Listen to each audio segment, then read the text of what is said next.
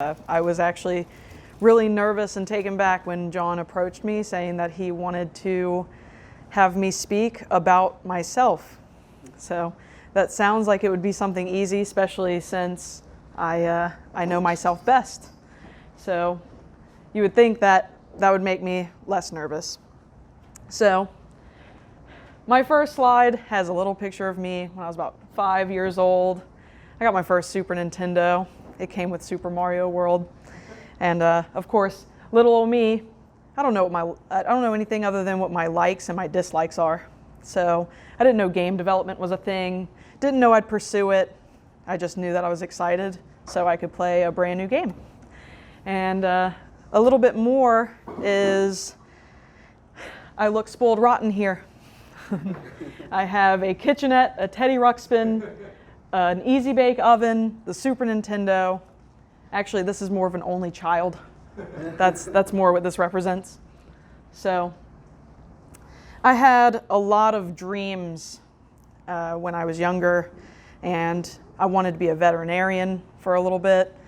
Then I volunteered at a vet, witnessed the first experience of a vet having to say that they couldn't help someone's pet, and I was like, that's not for me. So I continued to do volunteer work anywhere that I could, and something that I fell in love with was helping kids with special needs. And so I did activities with them, I did fundraisers for them, and it's just something that I knew I wanted to help people. So help others is a big part of my dream. Empathy is just a part of my character. That wasn't something I feel like I learned or anything. It's me. And I wanted to be creative. I took a lot of art classes. It was a way for me to express myself when I felt like I was different than other people. And then I never wanted to get stuck. I wanted to always keep going. And that was probably the most difficult dream that I have. And I think I still struggle with that today. And so with that, I took a year off from school when I graduated high school, and my principal told me, you're not going to go back to school if you take a year off. And I was like, you don't know me then. And so I went off to my first step, and I worked as a senior in high school. I was a secretary for a trade school, and that was really where I learned documentation. I really knew how important it was to keep track of all the files and folders that you needed. So I think that was definitely the first step to me knowing that, okay, this is something that's a need and I'm able to do that. Another thing was Target, because the school year was ending. They didn't need me at the trade school anymore for the summer. And I was like, I need a job. I'm graduating high school. I need to be an adult. And so funny thing is, being a cashier, you probably don't think about how much that helps you professionally, like in a career setting. You're just like, this is an entry-level job. I'm just checking out people's purchases. What's that have to do with anything? But I think that allowed me to realize that how I look really drives people's perception of me. So, of course, if you're having a bad day, you don't want to have your face all scrunched up. The customer might think that you're mad at them or that you're inconvenienced, that you're helping them. So I think that really helped me have a perspective for myself that how I look or how I present myself is very important, because a lot of people make assumptions. And then T-Mobile, that was probably the biggest experience that I had career-wise that helped me the most. So that's why I put the magenta T up here. I was a customer service representative for 3 years, and I was able to help people. And of course, they could be mad on the phone, or they could be upset about something that I had nothing to do with, or of course, my biggest pet peeve, if people don't take accountability. So sometimes when people are talking to strangers, they don't want to take accountability for their actions, so it's immediately your fault. However, communication. There were tons of people that came in with different accents that I had to adapt to, how to listen to them. Listening was the biggest thing that I learned from that, because A story that I really like to tell about my experience at T-Mobile, probably one of my most proud calls, a woman called in just angry. She immediately asked for a manager. And the first thing that I did was say, I understand that you'd like a manager, but do you mind explaining to me what your situation is so I can relay that to my manager? And that allowed the customer to just vent, because ultimately that's all they wanted to do. And so once they told me what the situation was, I wrote down some notes of, hey, what were their actual issues? Because of course they're venting about everything. And so I took the nuggets out of that, and I got to find out what their issue was, and I knew that I could handle it. So I said, hey, I know you called in, you wanted a manager. I might be able to help you with your situation. Would you like me to handle it, or would you still like to talk to my supervisor? That let them know that I was listening to them, but also that I could take accountability and I could help them with their situation instead of transferring that. So that was actually my first experience of knowing that I could de-escalate a very high pressure situation. And so I ended up becoming a trainer for new hires at T-Mobile. I got an internship to do what they call resource planning. You just forecast call volume. You try to determine how many reps you need on the phone and when, and things like that, which was really rewarding and very, very math heavy. So I realized that math wasn't as intimidating as high school made it seem to be. And so later down the line, while working at T-Mobile, they got the first Android phone called the G1. And that was my first real experience with a touchscreen phone. And I started seeing those special needs kids that I volunteer for be able to maneuver that. And it helped with their motor skills. And that's when I still liked video games. I still played video games on my off time. But I determined that, man, I could make something that could help special needs kids on this new technology, this development. And so I decided to enroll into college and pursue video games. So I ended up going to Full Sail University, proved my principal wrong that I would return back to school. And I wanted to make that difference. So the big obstacle of wanting to go to college is obviously the cost. So I was making decent money for an 18-year-old at T-Mobile. And I had been saving up that money because I still lived with my nanny, so I didn't have to pay any rent. I definitely splurged on concerts and other video games and video game consoles that I wanted, but I went ahead and I saved up money. I was able to pay for the computer that they gave us up front, and I was just super proud of myself. But when I started applying for scholarships and grants, I kept getting declined. And so I decided, hey, I've taken out a car loan before. This will be just like that. So I went ahead and I went to Full Sail University anyway. And the great thing about me waiting a year, they didn't have an online program. It's much more expensive to go to their campus in Florida. So they were trying out this new online program. And so I was like, okay, well, I could also work and go to school. So I ended up working 2 jobs while going to Full Sail. If you can get away with going to school and not doing that, I highly recommend, but it is possible. And so T-Mobile ended up not working out for me, so I decided to leave, and I ended up delivering pizza for Domino's. And same thing as the cashier, how would that help in the role that you're in now or advanced career? Come to find out, delivering pizza, you learn time management very, very quickly. You need to know, how quick do I need to put this pizza together? How long will it be in the oven? What can I do while it's cooking in the oven? Find something to do in that downtime, and then getting it to the customer not only quickly but safely. So every experience that I've had, I feel like has led me up to where I've gotten. And so despite all of these obstacles, I set a goal for myself, and I wanted to make sure that I would move to where the jobs are.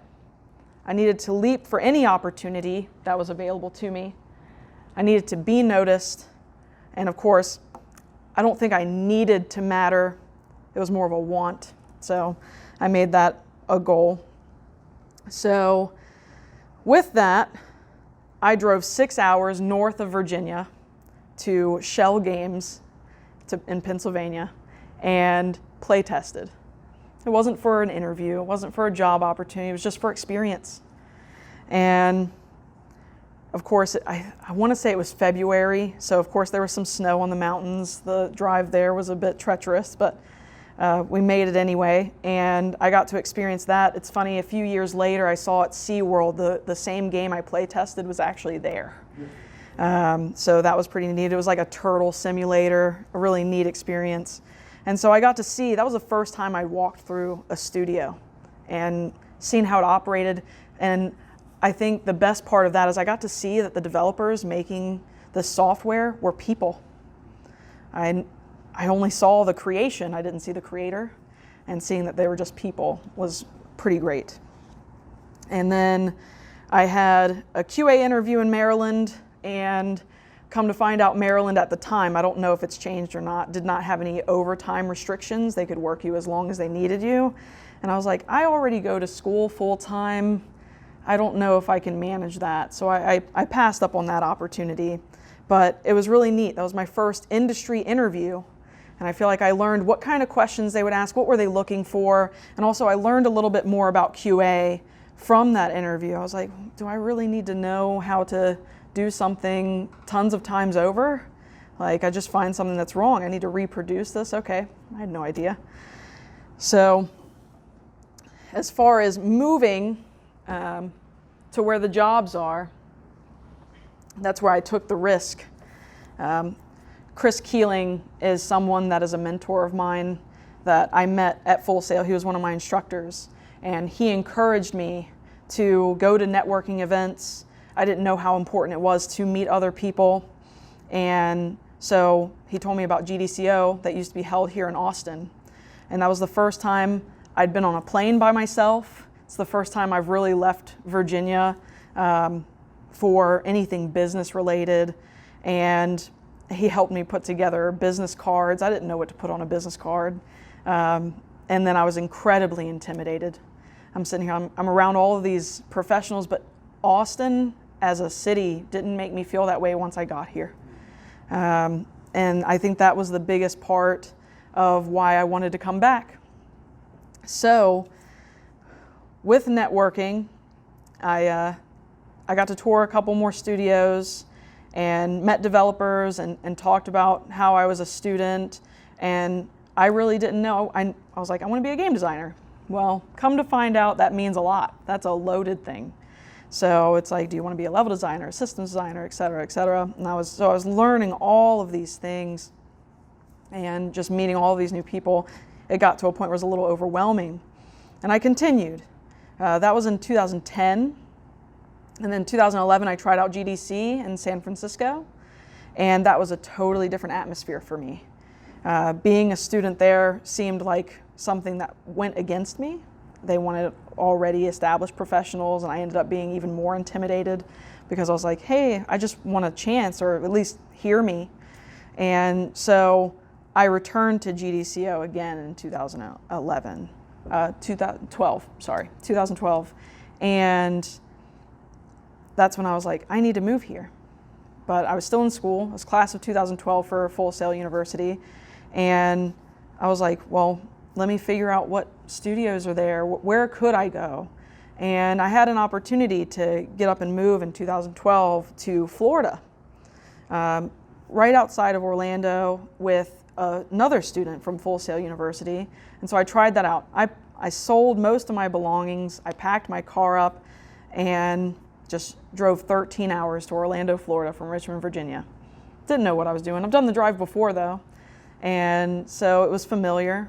And then I got there. The apartment complex wanted me to sign a lease immediately. I did not have a job. And then even though I was staying with another person that already was on a lease.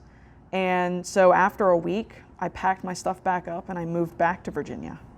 So that was a big part of being allowed to fail. I think I was very fortunate in that.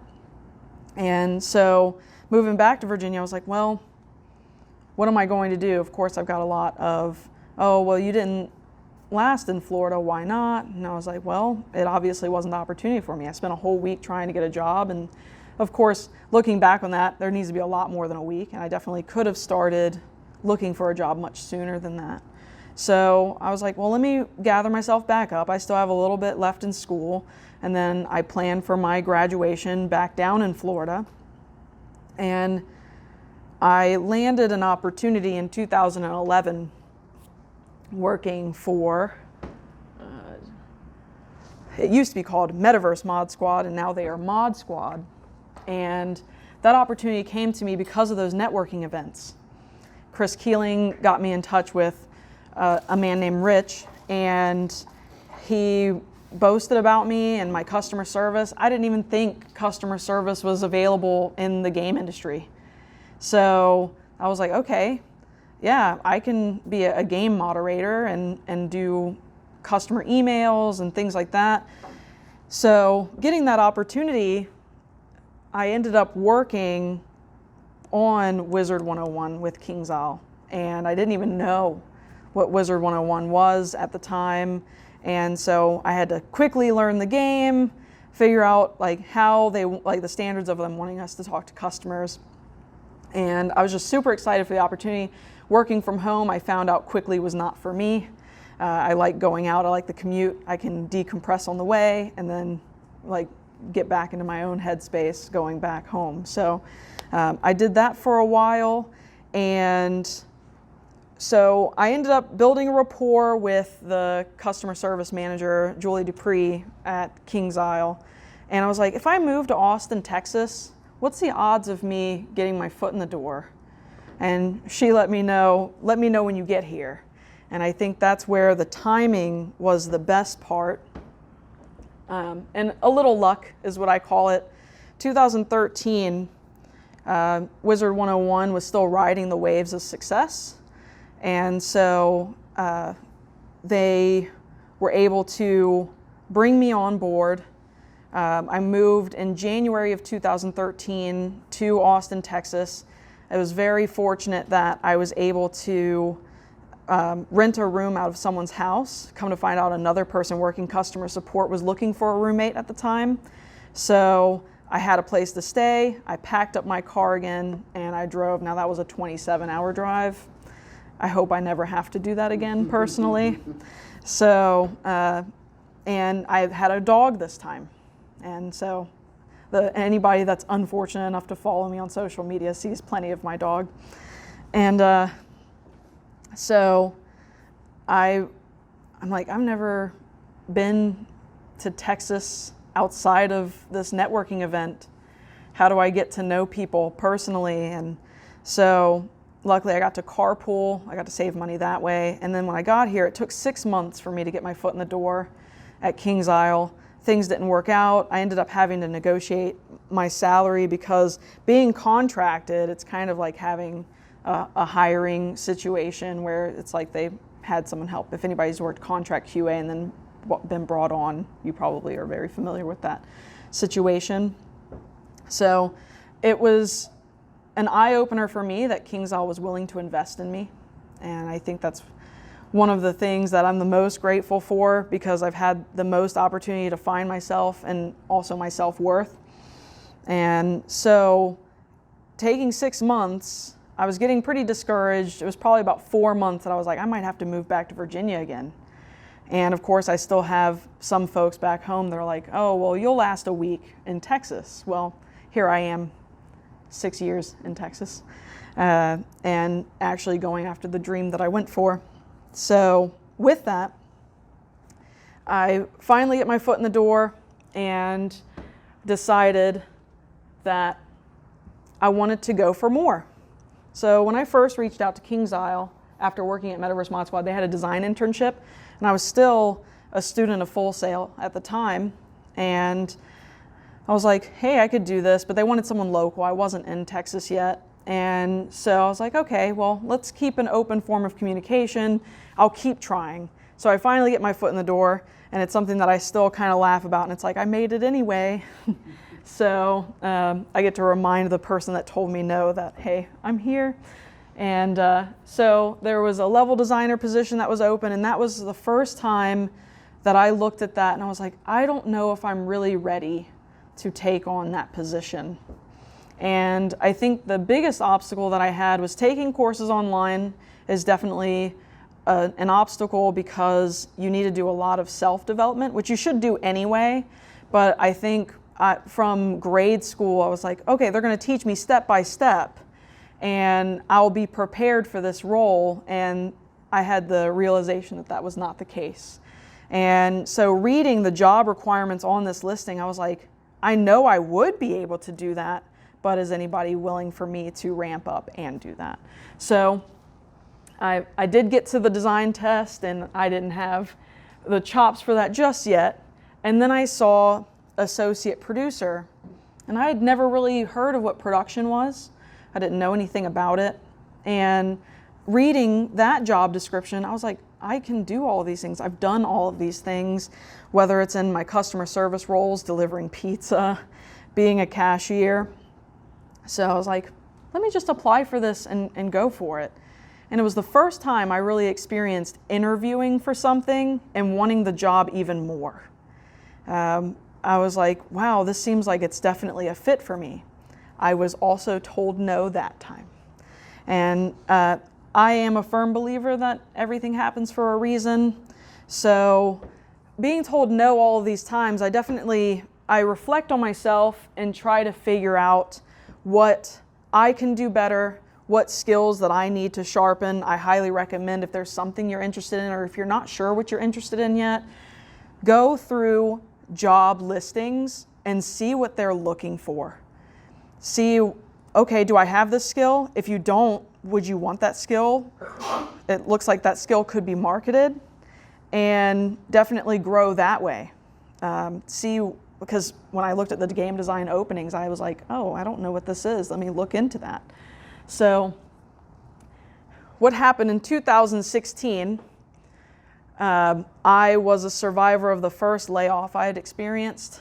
And unfortunately, that does happen way too often in this industry than we would like. And I sat there and was like, why? Why did I survive this? And survivor's guilt, you'll probably hear that a time or two if you haven't already. It is a real thing. And I had no idea how much my empathetic heart would take that, because I also, being told no numerous times, I obviously was not good enough for certain things. Why am I still here?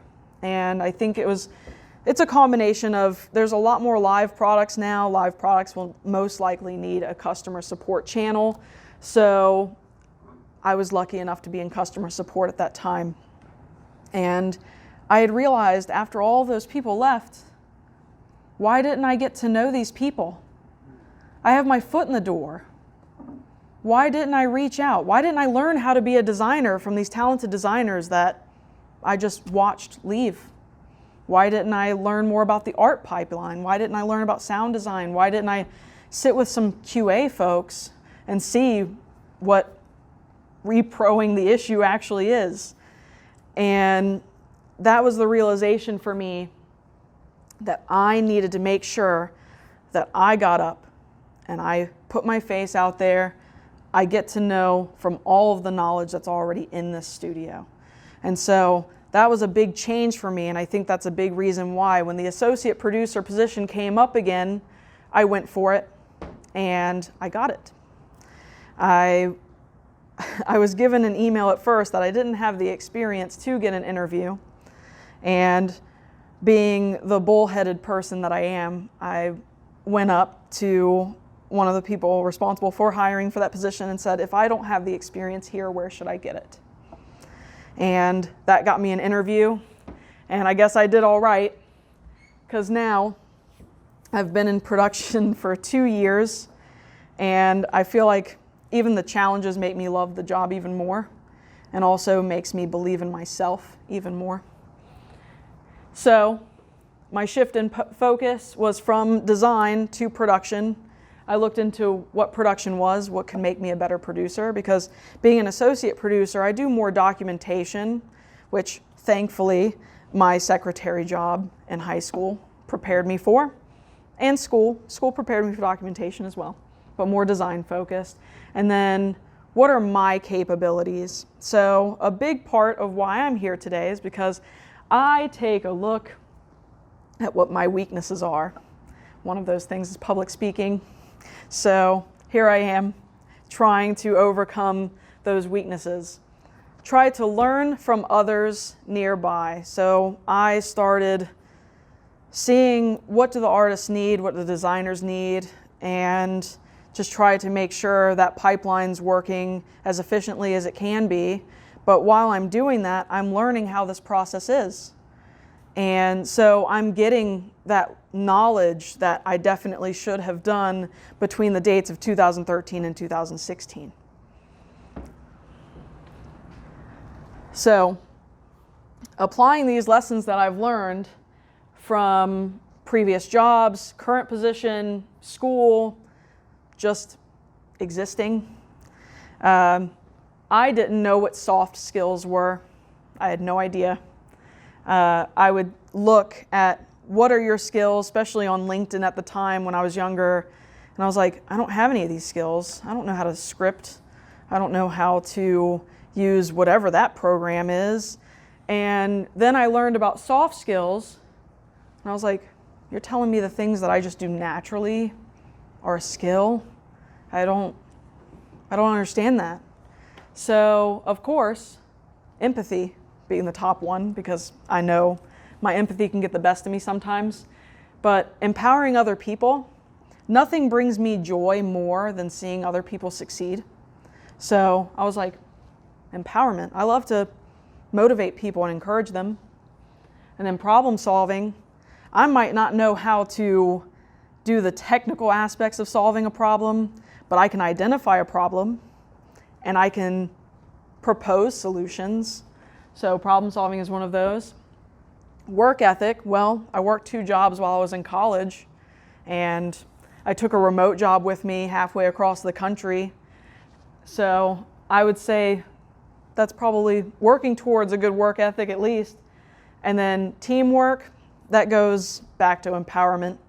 I love seeing everyone succeed, and succeeding as a group is very rewarding, especially if you feel like you had any kind of motivation with that or help.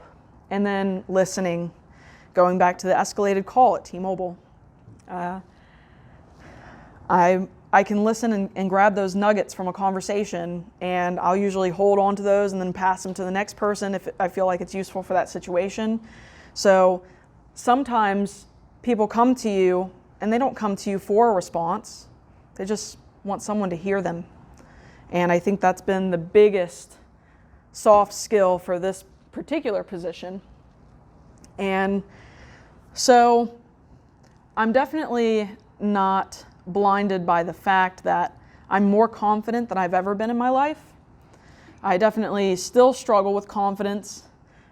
John definitely understands that. Me asking tons of questions about, hey, you sure I could say this about myself? Or I'll be very modest about it because I'm like, I don't want anybody to think that I am super high and mighty about myself. But building each other up.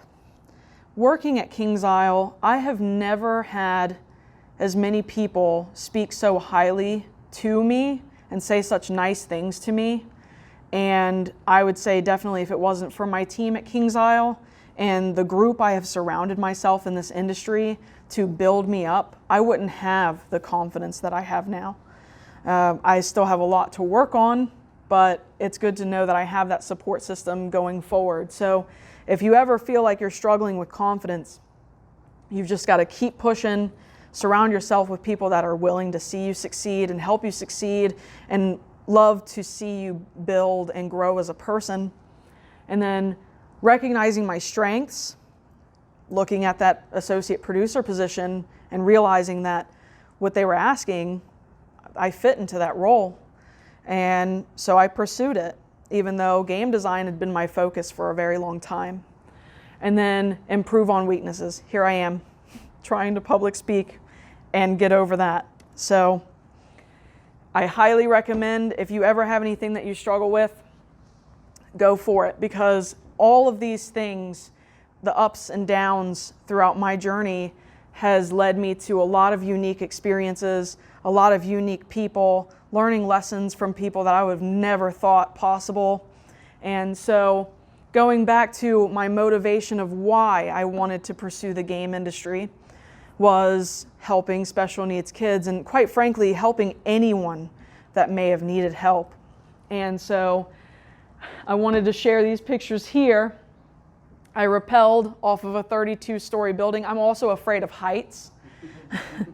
That is the fakest smile I've ever had in my life. And I did that for raising $1,500 for Make-A-Wish. It's called their Over the Edge event. And I will continue to raise money. That's never happening again. And then we've had a few Make-A-Wish guests come to KingsIsle. And this here is Derek and his family. And that's the first time as an associate producer I got to experience that. So I actually got to put the itinerary together. I got to directly interact with him and his family. And I held off tears until the very end of that experience. And we ended up making him an NPC in the game. And it was the most rewarding thing. That's probably going to be the number one of my career for a long time, if not for the rest of time for me. But it was awesome to know, even though I don't work on things directly, making an educational game or any new up-and-coming hardware at this particular time, I still work at a studio that makes a difference. Working in customer support for KingsIsle, I learned some parents have written in that we've helped their kids read because we have fully subtitled and fully VO'd gameplay. Some people have overcome their social anxiety in the game.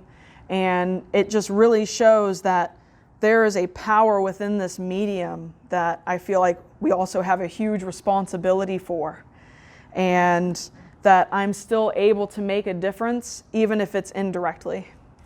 So that is the end of my presentation today, and I would be more than happy to answer any questions that anybody has. One hand for Reneé.